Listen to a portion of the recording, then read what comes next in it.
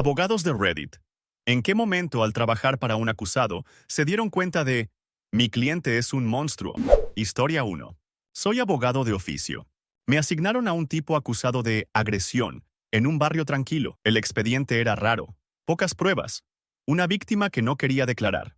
En la primera entrevista él se mostró perfecto, educado, calmado, casi encantador. Dijo que la chica exageraba y que todo era un malentendido. Hasta ahí, nada nuevo. El momento en que se me heló la sangre fue en el pasillo del juzgado. La víctima iba pasando con su madre, cabizbaja. Mi cliente, sin mirarlas directamente, se inclinó hacia mí y susurró, «Míralas. Así aprenden». Sonrió apenas como si comentara el clima. Le dije que guardara silencio. Él siguió, tranquilo. ¿Sabes qué es lo mejor? Nadie le cree cuando llora. Ni su papá le creyó. Esa frase no estaba en ningún informe. No aparecía en ningún parte médico. No era algo que se supiera públicamente. Me quedé con una sensación horrible. Él estaba disfrutando el miedo como un trofeo. Después, en audiencia, cuando el juez mencionó medidas de protección, él fingió preocupación. Miró hacia la banca con ojos de cachorro y dijo, jamás le haría daño. Pero en cuanto bajó del estrado, me pidió que negociara una fianza para pasar por su calle, solo para que me vea. No era defensa, era cacería. Ahí entendí que no estaba representando a un hombre en problemas, sino a alguien que se alimentaba del control. Hice mi trabajo, sí, pero esa noche no pude dormir. Historia 2. Caso de fraude corporativo. A mí me contrataron porque la prensa estaba exagerando y querían una salida elegante. El acusado era el director financiero de una empresa mediana, padre de familia, con fotos de maratones y voluntariado.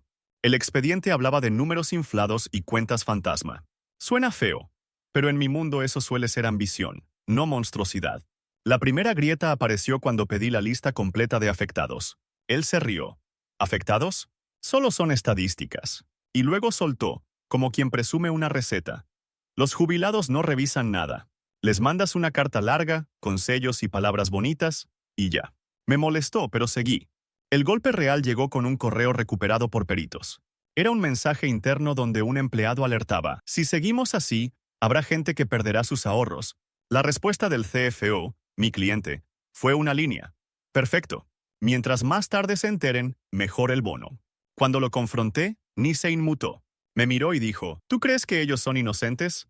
Ellos querían rendimientos imposibles. Yo solo les di un sueño. Después añadió, si me hunden, me llevo a algunos conmigo. Tengo nombres. Tengo fotos.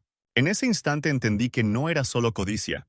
Era placer en la ruina ajena y una disposición fría a destruir a cualquiera para salvar su ego. Acepté la estrategia de defensa dentro de la ley, pero puse límites claros. Nada de intimidación, nada de fugas a la prensa, nada de amenazas veladas. Él sonrió como si yo fuera un niño. Ay, abogado, todavía crees en reglas. Yo también sonreí, pero por dentro sentí asco. Historia 3. Trabajo en penal, y a veces te tocan casos que te persiguen. El mío fue un acusado por incendios. Al principio parecía un pirómano típico. Antecedentes, noches sin dormir. Me salí de control. Había un edificio abandonado y un par de contenedores quemados. El fiscal quería hacerlo pasar por intento de homicidio, porque hubo un guardia herido por el humo. Mi cliente se presentó con sudadera gris, temblando, diciendo que escuchaba ruidos en la cabeza. Parecía asustado de sí mismo. Yo pensé, enfermedad mental, evaluación psiquiátrica, quizá una salida hacia tratamiento. Hasta que le pedí que me contara exactamente cómo empezó el fuego. Se acomodó en la silla, dejó de temblar y dijo, muy despacio, primero coloqué papel aquí, luego gasolina aquí, y esperé. Esperar es lo mejor. Le pregunté por qué esperar era lo mejor, y se le iluminó la cara. Porque escuchas el primer grito. Es como una confirmación. Se me cerró la garganta. Intenté redirigir. ¿Te refieres al sonido del fuego? Me miró como si yo fuera estúpido. No. El de la persona. Cuando se da cuenta de que no hay salida. Ahí ya no era un tipo confundido. Era alguien describiendo un ritual. Después me pidió que, si salía con medidas, pudiera volver solo a ver el lugar. Dijo que lo extrañaba como se extraña una canción. Hice que lo evaluaran, claro. Y sí, había trastornos. Pero también había conciencia, planificación y una frialdad que no encajaba con el papel de víctima de su propia mente. Cuando el juez ordenó prisión preventiva, él me guiñó un ojo, satisfecho, como si el encierro fuera parte de su juego. Esa noche entendí que algunas personas no quieren ayuda.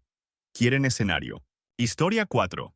Caso de violencia doméstica con custodia de por medio. La acusación parecía clásica. Amenazas, control, un episodio donde él supuestamente rompió el teléfono de su pareja y la encerró. Él insistía en que era una discusión mutua y que ella lo estaba usando para quitarle a los niños. Yo he visto denuncias instrumentales, así que me mantuve neutral. La primera señal extraña fue su obsesión con detalles inútiles. Quería saber qué ropa llevaba ella cuando llamó al 911. ¿Qué palabras exactas dijo? ¿Qué vecino escuchó? No para defenderse, sino para memorizarla, como si estuviera armando un guión. El momento monstruo fue cuando le expliqué que, por estrategia, no era buena idea que él hablara de los niños como propiedad. Le dije, en audiencia hay que mostrarse centrado en su bienestar. Él asintió, muy serio, y respondió, sí, por eso necesito que ellos sufran un poco ahora. Así, cuando crezcan, me van a necesitar. Me quedé quieto. Pensé que había entendido mal. Él siguió, sin emoción. Si ella los hace felices, yo pierdo. Pero si yo soy el único que puede calmarlos, vuelven a mí. Siempre vuelven.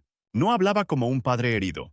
Hablaba como un dueño calculante. Cuando le pedí que reformulara, se molestó. ¿Tú estás de mi lado o del de ella? Luego sonrió. Tranquilo. Yo sé fingir. Dime qué palabras usar y listo. Ahí supe que su dolor era actuación. Mi trabajo era defenderlo en lo legal, pero también asegurarme de que el tribunal viera el patrón de manipulación sin que yo cruzara líneas éticas. Me esforcé en ceñirme a hechos y pruebas, y aún así sentí que estaba sosteniendo una serpiente con guantes finos. A veces, lo más aterrador no es el golpe, es la estrategia. Historia 5. Yo no era penalista de carrera. Hacía civil, pero acepté un caso pequeño por recomendación. Un hombre acusado de acosar a una influencer local. Decía que era un malentendido digital, que solo le mandó mensajes, que ella dramatizaba por likes. Pensé, típico choque entre fama y obsesión.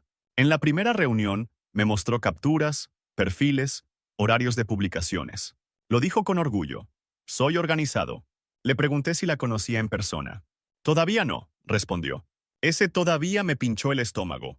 El giro fue cuando revisé el material que la fiscalía iba a presentar. No eran solo mensajes. Había mapas impresos, rutas de jogging, fotos de su edificio tomadas desde distintos ángulos, y un archivo llamado Ventanas. Le pedí explicación. Él se encogió de hombros. Para saber cuándo está sola. Le dije que eso era gravísimo. Él se rió. No entiendes. Ella me habla en sus videos. Cuando dice chicos, me lo dice a mí. Yo intenté mantener la calma, hablar de límites, de realidad. Entonces él me miró fijo y soltó. ¿Tú crees que ella grita por miedo? Number. Grita por atención. Yo le voy a dar atención real. Y después van a agradecerme. Sentí un frío puro. No era un fan torpe. Era alguien que ya había convertido a otra persona en un objeto de destino. Y lo peor, estaba convencido de que era amor.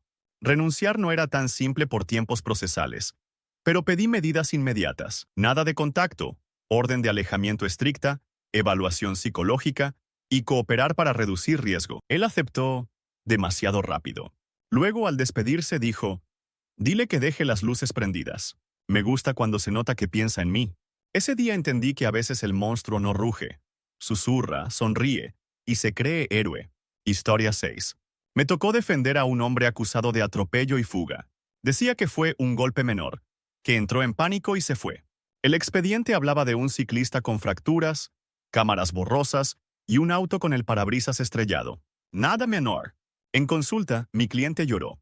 Me habló de sus hijos, de su trabajo, de cómo no quería arruinarle la vida a nadie. Yo, por costumbre, me mantuve frío.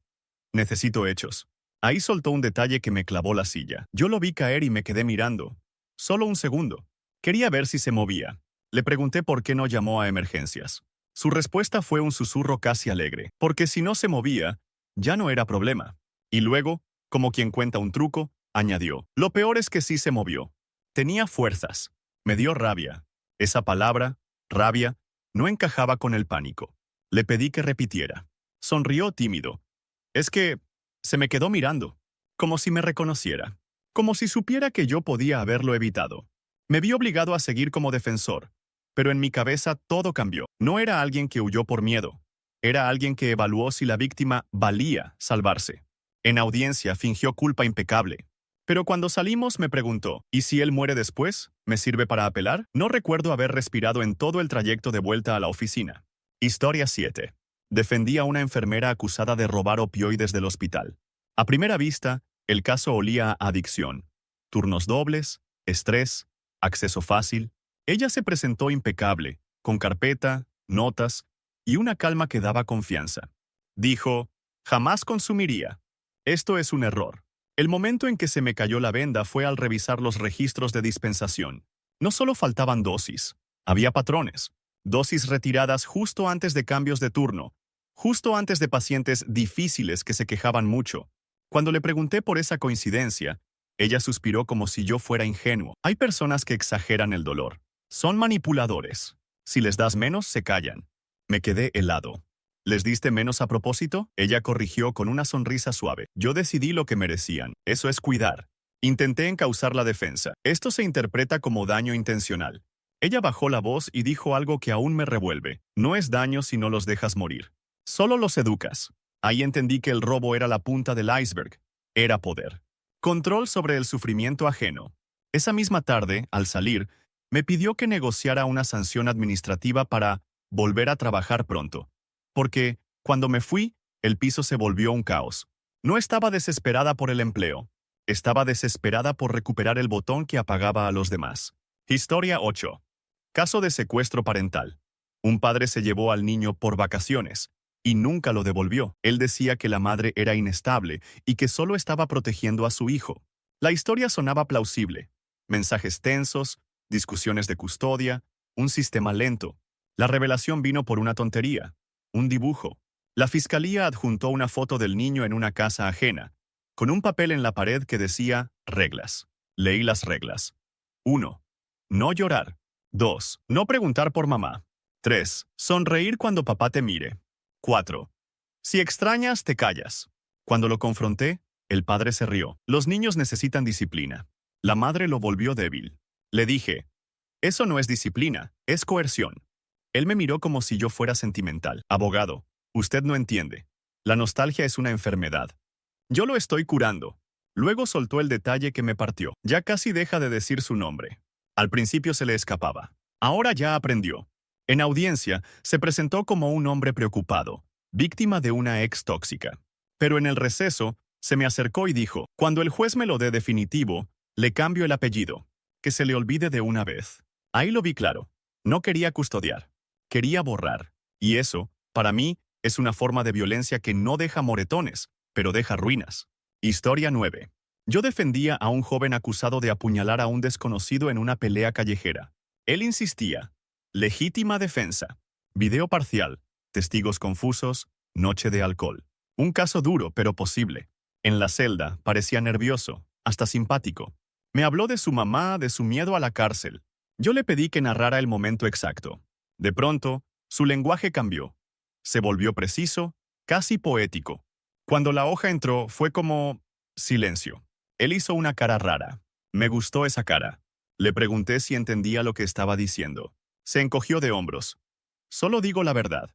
Luego pidió ver el video. Le dije que ya lo había visto y que lo usaríamos con cuidado. Él insistió como niño caprichoso. Quiero verlo otra vez. Se lo mostré. Cuando el herido cae, él no aparta la mirada. Sonríe. Sonríe de verdad. Le dije, si el jurado ve esa sonrisa, estás muerto. Él respondió, no me importa el jurado. Me importa que ellos sepan que no soy débil. Ese fue el momento. El caso dejó de ser miedo y se volvió mensaje. No era defensa propia. Era reputación a cualquier precio. Al final, negociamos para evitar una condena peor. Pero me quedó grabada una frase suya en el pasillo. ¿Cree que hice mal? Yo por fin sentí algo. Historia 10. Una vez representé a un hombre acusado de estafa romántica. Varias mujeres denunciaban que las enamoró, pidió dinero para emergencias y desapareció. Él decía que era amor real y que todo fue consensuado. Pensé que sería el típico manipulador encantador. Y sí, lo era.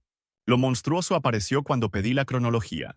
Él tenía un cuaderno, literal, con nombres, fechas, gustos, traumas. Al lado de cada una etiqueta, carente, culpable, salvadora, miedo a estar sola. Le pregunté qué era eso. Me miró orgulloso. Mi mapa. Si sabes qué le duele a alguien, Sabes dónde apretar.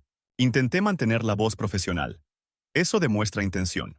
Él se inclinó y dijo casi divertido. Abogado, ¿usted cree que yo quería dinero? Number. El dinero es el premio pequeño. Lo grande es que te manden su alma en cuotas. Luego contó algo peor. Una de las víctimas intentó suicidarse tras descubrir la mentira. Él lo dijo sin culpa, como anécdota graciosa. Fue dramática. Pero ¿sabe qué? Me escribió desde el hospital pidiéndome perdón. Eso fue hermoso. En ese instante supe que no estafaba por necesidad, sino por hambre de dominación. Mi trabajo fue limitar daños legales, pero salí de esa sala con una certeza amarga. Algunos clientes no buscan que los salves del juicio. Buscan que tú también te ensucies, para no estar solos en lo que son. Historia once. Defendía a un hombre acusado de maltrato animal. El parte decía crueldad y vecinos denunciantes. Pero mi cliente se presentó como el típico odiado por el barrio. Mecánico, brusco, con cara de pocos amigos. Juró que era una campaña en su contra. En su carpeta, él trajo fotos de gatos callejeros que, según él, ensuciaban todo. Yo esperaba una queja normal. Pero cuando empezó a hablar, lo hizo con una calma incómoda. No los odio. Solo me gusta cuando se callan. Pensé que era una frase de enojo. Luego me mostró un video en su teléfono, convencido de que me ayudaría. Mire, abogado, aquí se ve que no sufren tanto. Era un clip corto, grabado desde una ventana, con un sonido que me dejó el estómago vacío. Él miraba la pantalla como quien mira un partido. Le dije que ese material era incriminatorio. Él frunció el ceño. ¿Incriminatorio? Pero si yo les hago un favor. Nadie los quiere. Yo solo termino la historia. Entonces soltó la frase que me partió. A veces me quedo esperando a que aparezca otro, para que el primero vea que no está solo. Es más honesto. Ahí entendí que no era un vecino harto, sino alguien que obtenía algo de ese sufrimiento. Una sensación de control, de cierre, de poder absoluto sobre una vida pequeña. Lo peor fue cuando le propuse, para reducir pena, ofrecer terapia y trabajos comunitarios. Él se rió. ¿Terapia? Yo no estoy roto. Los rotos son ellos. Y luego, con una sonrisa casi infantil, añadió, ¿usted cree que el juez tiene mascotas? Ese día salí con la certeza de que hay monstruos que empiezan con lo que el mundo no protege, porque saben que casi nadie los defiende. Historia 12. Caso de incendio provocado en un taller. La fiscalía decía que fue venganza. Un ex empleado que perdió la cabeza tras ser despedido. Mi cliente insistía en que solo quería asustarlos, que no pensó que el fuego se extendería. En entrevista, todo sonaba al guión típico, hasta que le pregunté por qué eligió esa noche. Se quedó pensando y contestó, porque es cuando se queda sola la recepcionista. Ella siempre sonríe. Quería ver cuánto dura la sonrisa. Le dije, eso no tiene sentido con la teoría de venganza al jefe. Él me miró como si yo recién entendiera algo obvio. El jefe no sufre de verdad. Los que sufren son los pequeños. Los que no mandan. Luego me describió, con un nivel de detalle espantoso, cómo calculó el humo para que les ardieran los ojos sin morir rápido. Esa precisión no era pánico, era planificación. Intenté cortarlo. No me cuentes eso. Pero él siguió, entusiasmado. ¿Sabe lo raro? Que cuando llegaron los bomberos, yo estaba cerca. Escuché cómo la gente gritaba mi nombre sin saberlo. Fue como existir por fin. Ahí fue el clic. No era venganza. Era necesidad de sentirse real a través del terror ajeno. En audiencia, mi cliente lloró, habló de errores y arrepentimiento. Y sí, yo hice mi trabajo. Cuestioné pruebas, negocié, busqué la mejor salida legal posible. Pero cuando el juez se retiró, él se inclinó y me susurró, si me dan pocos años, lo intento mejor. Hay frases que te hacen comprender que algunos no aprenden. Perfeccionan. Historia 13. Defendí un caso de extorsión. Un hombre amenazó con publicar fotos íntimas de su expareja si no volvía con él. Él alegaba que era un mensaje desesperado, que estaba destrozado por amor. La víctima, en cambio, tenía semanas con ataques de pánico. En la primera reunión, mi cliente insistía, yo la amo, no la lastimaría. Le pedí que me explicara por qué guardaba las fotos. Se encogió, porque son mías también. Ella me las dio. Le respondí, te las confió, no te las regaló para controlarla. Ahí se le borró la máscara por un segundo. Me miró con desprecio y dijo, abogado, usted habla como si las mujeres fueran personas completas. Ellas son emociones. Yo solo estoy administrando emociones. Se me secó la boca. Le pedí que repitiera. Él sonrió, ya sin fingir. Cuando lloran, hacen cualquier cosa. Cuando tienen miedo, vuelven. Es biología. Lo monstruoso no fue la amenaza en sí, sino su convicción fría de que el miedo era una herramienta legítima. Le propuse, por estrategia, entregar los dispositivos, firmar una orden de no contacto, demostrar arrepentimiento real. Él aceptó. Y luego preguntó, ¿puedo guardar una copia por si el juez se pone difícil? En ese instante supe que no buscaba reconciliación. Buscaba un botón de apagado. Al final, el tribunal ordenó medidas estrictas. Cuando salimos, él me dijo, no importa. Ella siempre tendrá la duda de si lo publiqué. Esa duda es mía. Y ahí entendí lo que realmente quería. Vivir gratis en la cabeza de otra persona. Historia 14. Caso de agresión en un bar que terminó con un hombre en coma. Mi cliente decía que fue un golpe mal dado, en una pelea. Había testigos, pero la noche era confusa. El video mostraba un empujón y luego el golpe fuera de cámara. Todo parecía debatible, hasta que pedí que me contara el momento exacto. Él lo relató con una sonrisa extraña. Primero lo hice caer. No me interesaba pegarle de frente. Me gusta cuando caen sin entender. Le pregunté por qué. Me miró como si fuera una pregunta tonta, porque ahí es cuando ves si alguien tiene dignidad. Cuando intenta levantarse. Yo intenté reenfocar. Tenemos que construir una versión coherente para el jurado. Él soltó una carcajada. ¿Coherente? Abogado, yo soy coherente. Yo castigo a los que miran demasiado. Me explicó que la víctima lo había mirado feo al entrar al bar. Eso fue todo. Una mirada. Y él lo convirtió en sentencia. El verdadero golpe final fue cuando vi el informe médico. La víctima tenía una condición previa que agravó el daño. Le dije que eso complicaba todo. Mi cliente, sin pestañear, respondió. Entonces era débil de fábrica. Mejor que se apure y se vaya. No era remordimiento, no era accidente. Era desprecio por la vida ajena. En audiencia, él actuó como un buen chico. Bajó la cabeza, pidió perdón, habló de alcohol y malas decisiones. Y yo, profesional, hice lo que debía hacer. Pero cuando se dictó prisión preventiva, él se volvió hacia mí, satisfecho, y dijo, ¿vio? Todos hablan de mí ahora. Para él, el coma de otro era publicidad. Historia 15. Me contrataron en un caso de filtración de datos. Un hombre acusado de hackear correos y chantajear a compañeros de trabajo. Él insistía en que solo era curioso, que la empresa lo trató mal y que quería justicia. En la primera reunión, se mostraba lógico, casi técnico.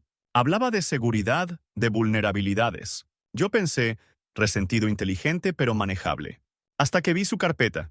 Tenía capturas de conversaciones privadas, confesiones, peleas de pareja, fotos de niños, todo clasificado por carpetas con nombres de personas. Le pregunté por qué guardaba cosas tan íntimas. Su respuesta fue escalofriantemente simple, para saber quién es quién. La gente dice una cosa y hace otra. Yo solo los pongo en orden. Le expliqué que eso era invasión grave, que debíamos centrarnos en limitar daños, en devolver material, en cooperación. Él frunció el ceño. ¿Daños? Daño es que ellos crean que tienen privacidad. Luego confesó algo peor. No solo chantajeaba por dinero. A veces pedía que alguien renunciara, que otro pidiera perdón públicamente, que una mujer dejara a su novio. Lo hacía por diversión. Cuando le dije que el tribunal lo vería como crueldad, sonrió y soltó. Abogado, la crueldad es un privilegio. Y yo me lo gané. Ahí lo vi. No buscaba justicia. Buscaba ser Dios en una oficina, decidir destinos con un clic. Salí de esa reunión con la sensación de haber hablado con alguien que no entiende límites porque, en su cabeza, los límites son solo cosas que otros obedecen. Historia 16. Me asignaron un caso de accidente laboral. Un capataz acusado de encubrir la muerte de un obrero en una obra. La empresa decía que el trabajador se cayó por imprudente y que mi cliente solo siguió instrucciones del jefe. Al principio sonaba a negligencia corporativa clásica. Culpar al más débil y listo. El quiebre llegó cuando revisé los audios del grupo de WhatsApp de la cuadrilla. Había uno, enviado minutos después del accidente. Mi cliente decía con voz tranquila: no llamen a nadie todavía. Primero limpien. Si llega la ambulancia y ven el arnés roto, nos joden. Lo enfrenté. Me respondió como quien explica algo obvio. Abogado, no entiendo el drama. La obra es una máquina. Si se para, perdemos dinero. Y si perdemos dinero, perdemos poder. Intenté llevarlo al terreno humano. Hay una familia. Hay un muerto. Él hizo un gesto de fastidio. La familia llora, sí. Pero la obra no espera.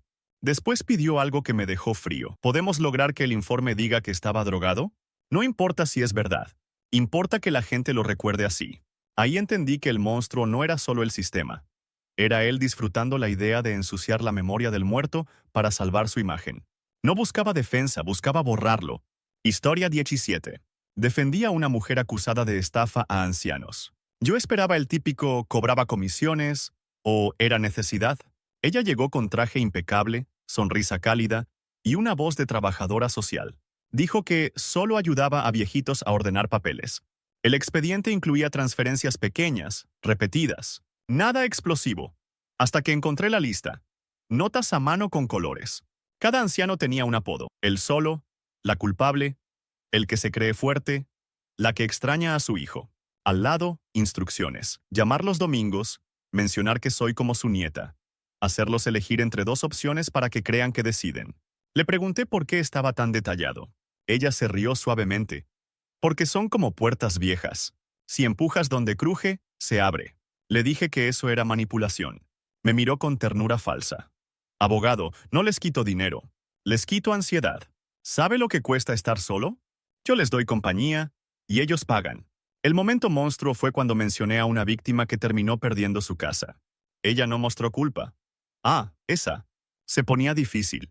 Así que aceleré. Si no te dan por amor, te dan por miedo a perderte. Ahí lo vi. No era codicia.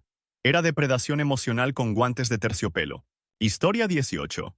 Caso de agresión por odio, tras una pelea en la calle.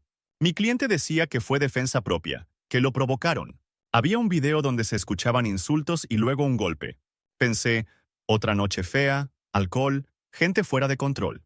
Pero en la entrevista, él no hablaba como alguien arrepentido o asustado. Hablaba como un predicador. Me dijo, no fue una pelea, fue un mensaje. Le pedí que se limitara a hechos. Él se inclinó hacia mí y con calma soltó. La gente aprende cuando ve consecuencias. Si nadie los castiga, se multiplican. Le explicó que esa mentalidad empeoraba todo, que el jurado lo destrozaría. Él sonrió. ¿Jurado? Abogado. Yo no vine a ganar. Vine a ser mártir. Si me condenan, soy héroe para los míos. Si me absuelven, soy intocable. Es perfecto. Me quedé helado. No buscaba justicia. Buscaba escenario, polarización, fama dentro de su burbuja. Lo peor fue que me pidió que dejara que la prensa se enterara de ciertos detalles para encender a la gente. Ahí supe que no estaba defendiendo un error humano, sino una estrategia, convertir el dolor real de alguien en combustible político personal. Le dije que no. Él se encogió de hombros. Da igual, esto ya está sembrado. Historia 19.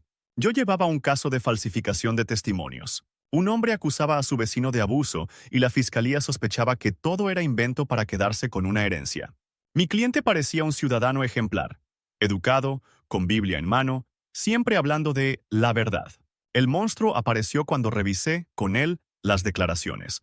Noté frases demasiado perfectas, como si estuvieran ensayadas. Le pregunté si había hablado con los testigos. Él respondió sin rubor. Claro, la verdad necesita dirección. Pensé que se refería a explicar el proceso. Number. Me mostró un cuaderno con guiones. ¿Qué llorar? ¿Cuándo dudar? ¿Qué palabra usar para sonar auténtico? Y luego dijo algo que me revolvió. Si lloran por la persona equivocada, igual lloran. El público no distingue. Le pregunté por qué haría eso. Sonrió. Porque yo decido quién merece ser destruido. Mi vecino me miró por encima del hombro años. Ahora le toca aprender humildad. No era una disputa. Era una ejecución social planeada. Y el arma era la credibilidad de la justicia usada como teatro. En ese momento entendí que algunos no temen al sistema. Lo usan como cuchillo limpio. Historia 20. Defendí a un líder de bienestar acusado de practicar terapias ilegales y de retener a personas en retiros donde no podían comunicarse con su familia. Él se presentaba como guía espiritual.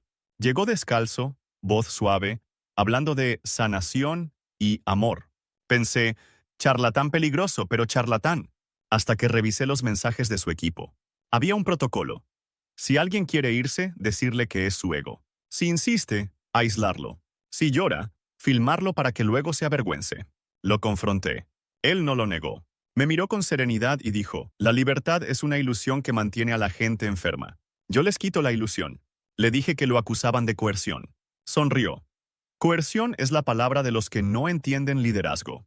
El momento más oscuro fue cuando mencioné a una chica que intentó escapar por la noche y terminó lesionada. Él suspiró como decepcionado. Siempre hay una que hace teatro. Sirve para que las otras se alineen. Ahí lo vi. No era un gurú confundido. Era alguien que convertía la vulnerabilidad ajena en disciplina y la disciplina en obediencia. Cuando salimos me preguntó, tranquilo, ¿podemos pedir que el juez me deje seguir dando retiros mientras se resuelve? La gente me necesita. Y lo dijo como si fuera una prioridad moral, no un riesgo. En ese instante supe que no buscaba evitar un castigo, buscaba mantener su acceso. Historia 21. Me tocó un caso de allanamiento. Un hombre entró varias veces a la casa de su ex sin forzar cerraduras. Él juraba que aún tenían confianza, que solo quería recuperar cosas. La policía halló huellas, fotos tomadas dentro y un cuaderno con horarios. En la primera entrevista parecía normal, incluso herido. Ella me dejó sin explicación. Le pedí por qué tenía copias de llaves. Sonrió. Porque si alguien te ama, no necesitas pedir permiso. La alarma real fue cuando revisé el cuaderno. No era una lista de objetos a recuperar. Eran rutinas. Cuándo se duchaba, cuánto tardaba en volver del supermercado, qué ventana dejaba entreabierta. Le pregunté para qué. Me contestó, relajado. Para no asustarla demasiado. Si entras cuando está dormida, no te grita. Y si no te grita, no hay drama. Sentí un vacío en el pecho. Le dije que eso era terror psicológico. Él frunció el ceño. Terror es una palabra grande. Yo solo le recordaba que sigo aquí. Luego soltó lo peor, como si fuera un detalle romántico. Una vez me acosté a su lado un minuto. No la toqué. Quería ver si mi presencia la calmaba. Ahí entendí. No buscaba reconciliarse. Buscaba demostrar omnipresencia, ocupar su espacio sin ser invitado, convertir su cama en un lugar inseguro. En audiencia, habló de nostalgia y errores. Pero al salir me dijo, si el juez me prohíbe acercarme, igual puedo. Ella nunca sabrá cuándo. Y lo dijo con orgullo, como si la incertidumbre fuera su regalo. Historia 22. Defendía a un chofer de transporte escolar acusado de conducta inapropiada. No había pruebas físicas, solo testimonios y un patrón de quejas. Él se presentaba como el típico hombre amable. Fotos con niños, cartas de padres. Yo los cuido como si fueran míos. El momento monstruo llegó por una frase en un audio. La fiscalía recuperó un mensaje de voz suyo enviado a un colega. Los niños son como plastilina. Si los aprietas donde duele, toman la forma que tú quieras. Cuando lo confronté, él se rió como si fuera una broma. Era una metáfora, abogado. Le dije, metáfora o no, suena a depredador. Ahí cambió la mirada. Se inclinó y, en un tono casi didáctico, dijo, usted no entiende. Ellos no saben lo que es verdad. Usted solo necesita que repitan la historia correcta. Se me congeló la sangre. No estaba defendiendo su inocencia. Estaba diseñando cómo manipular percepciones. Intenté cortar la conversación, pero siguió. Si un niño dice algo, los adultos se vuelven locos. Es un botón. Y yo sé dónde está el botón. No era miedo a ser acusado. Era orgullo de saber provocar caos. Salí de esa entrevista con una certeza. Hay personas que no buscan niños por cariño, sino por poder sobre la credulidad del mundo. Historia 23. Una vez representé a un hombre acusado de provocar un choque múltiple por conducir drogado. Él decía que fue solo alcohol, que no vio el semáforo. Había heridos graves. La estrategia era clara. Asumir responsabilidad, reducir cargos, enfocarnos en reparación. En consulta parecía arrepentido. Hasta que mencioné que una de las víctimas quedó con lesión permanente. Él levantó la vista y preguntó, muy tranquilo, ¿permanente tipo, ya no trabaja? Le dije que sí, que probablemente no. Y entonces sonrió con alivio. Entonces me conviene. Si no trabaja, no tiene tiempo de perseguirme. Y además, si se deprime, se rinde. Me quedé mudo. Intenté corregirlo. Estamos hablando de una vida arruinada. Él se encogió. La vida se arruina sola. Yo solo. Aceleré. Lo peor vino después, cuando le expliqué que pedir perdón públicamente podía ayudar. Él asintió y dijo, perfecto, lloraré. Pero necesito saber cuántas lágrimas son creíbles. Ese fue el clic. El arrepentimiento era una herramienta, no una emoción. No veía víctimas. Veía obstáculos legales y variables de negociación. Defendí el caso dentro del marco ético, pero cada vez que hablaba de daños, yo sentía que hablábamos idiomas distintos. Para mí eran cuerpos, para él, números. Historia 24. Caso de agresión a un compañero de cuarto. La policía encontró el apartamento lleno de cámaras pequeñas, escondidas en enchufes y detectores de humo. Mi cliente decía que era por seguridad, que había sufrido robos. El compañero, en cambio, denunciaba que lo grababa dormir, ducharse y hablar por teléfono. En la entrevista, mi cliente sonaba lógico. Hoy en día hay que protegerse. Le pregunté por qué las cámaras apuntaban a la cama y al baño. Se quedó callado un segundo y luego dijo, sin vergüenza, porque ahí se ve quién eres cuando no actúas. Le explicó que eso era invasión total. Él sonrió, casi fascinado. ¿Sabe lo hermoso? Que la gente cree que tiene un yo privado, pero cuando lo miras suficiente, se rompe. Y cuando se rompe, te pertenece. Sentí asco. Traté de moverlo a un acuerdo. Retirar cámaras, aceptar cargos menores, terapia. Él solo quería una cosa, recuperar los discos duros. Son míos, repetía. Le dije, es evidencia. Y ahí apareció el monstruo completo. Bajó la voz. No, abogado. Son mi colección. Yo los ordené por momentos de debilidad. Cuando él lloraba, cuando temblaba, cuando se quedaba en silencio. Eso es, ¿verdad? En ese instante entendí que la agresión no fue el inicio, sino el final de un proceso, convertir la intimidad de otro en propiedad. Historia 25. Defendí a un hombre acusado de envenenar a un colega en la oficina. Al inicio parecía ridículo. ¿Quién hace eso? La fiscalía tenía análisis toxicológico y cámaras que lo mostraban cerca de la taza de café de la víctima. Mi cliente negaba todo. Decía que era una conspiración del departamento. En la reunión, mantuvo la calma perfecta. Me habló de envidia laboral, de competencia, de gente resentida. Hasta que mencioné que la víctima sobrevivió por poco. Él parpadeó, molesto, y dijo, «Qué lástima». Pensé que fue un lapsus, pero se corrigió demasiado rápido. Quiero decir, lástima por el susto. Le pregunté directamente, ¿te molesta que haya sobrevivido? Me miró sin máscara. Abogado, si vas a hacer algo, hazlo bien. Lo peor es fallar y que luego te miren como si fueras débil. Ese fue el momento monstruo. No había pánico, ni culpa, ni siquiera miedo a prisión. Había frustración por no haber logrado un resultado. Luego preguntó algo que todavía me inquieta. ¿Cuánto tiempo tarda en olvidarse la gente de un susto así? Porque si se olvida rápido, puedo empezar de nuevo en otra empresa. Ahí entendí que el delito no fue un accidente ni una reacción. Fue un ensayo. Y yo estaba sentado frente a alguien que hablaba de vidas como si fueran proyectos fallidos.